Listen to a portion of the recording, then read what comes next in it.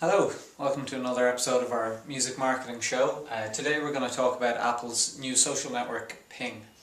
If you haven't heard of Ping, what it is it's a music-based social network from Apple, and it lives inside iTunes. So the idea is it's a place where people can go to share their music recommendations, to keep up with what concerts friends are going to, what music they're listening to.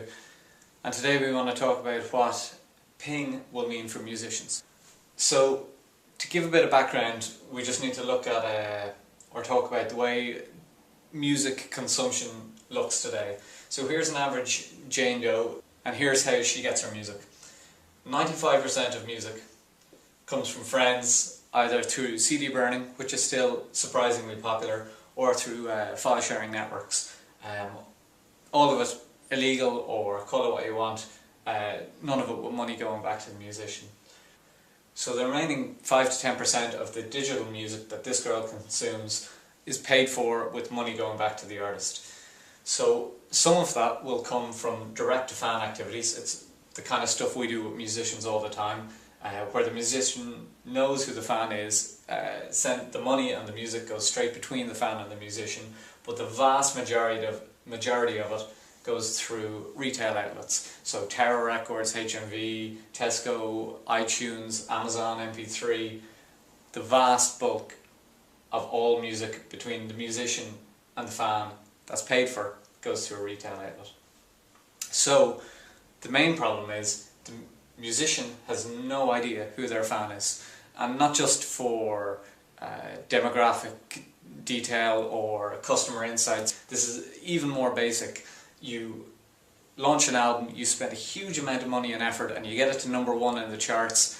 Then you go away, you work on your second album for 2 years, you come back out, you go to launch it again, and you have to start the whole cycle again, because you do not know who the people are that bought your album. You have no easy way to contact them. You have to go back through all the retail channels, back through all the main media outlets, and it's inefficient and it's a pain in the ass. So that's kind of where we see Ping coming in for musicians. It won't be quite as good as a direct fan relationship. Nothing beats being able to talk to a fan on Facebook or by email, tell them about a gig in their area or a new album that you have coming out. But instead of iTunes sending your fan an email every Tuesday, you will be able to, through iTunes, get in touch with your fan. So imagine it like you would Facebook, I guess. You can't directly contact your fan, but you can through Facebook, and it's pretty much the same thing. Now, where the real power of Ping comes into play is the fact that potentially the vast majority of people who got your music, say 100 million people got Lady Gaga's album last year, I'm just throwing that figure out there, there's only 10 million people that even iTunes knew about, or Amazon or Tesco or Walmart, whoever, that were directly contactable. The other 90 million people who had her album was P2P, file sharing, CD burning, whatever, and Lady Gaga, iTunes, nobody had any way of knowing who they were or contacting them to tell them about the next album when it comes out or the tour when it's launched. But now, if that music is in iTunes, the artist can be suggested to the fan.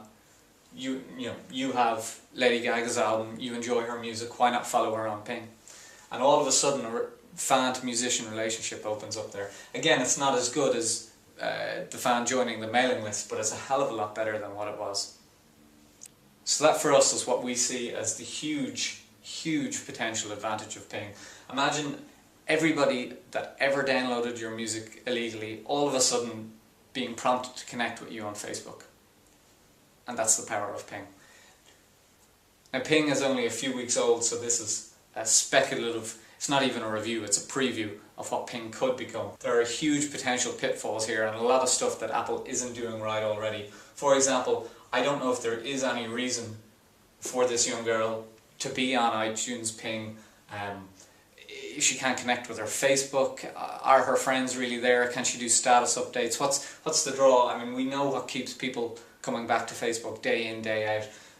Ping will have to have some sort of similar draw to get the fan into it. Also, iTunes are being a bit picky and saying that it's none of this music counts and only the music that comes from iTunes will count towards being able to connect with a musician on Ping. So that's a bit stupid, and I wouldn't put it past Apple to keep the closed system like that forever.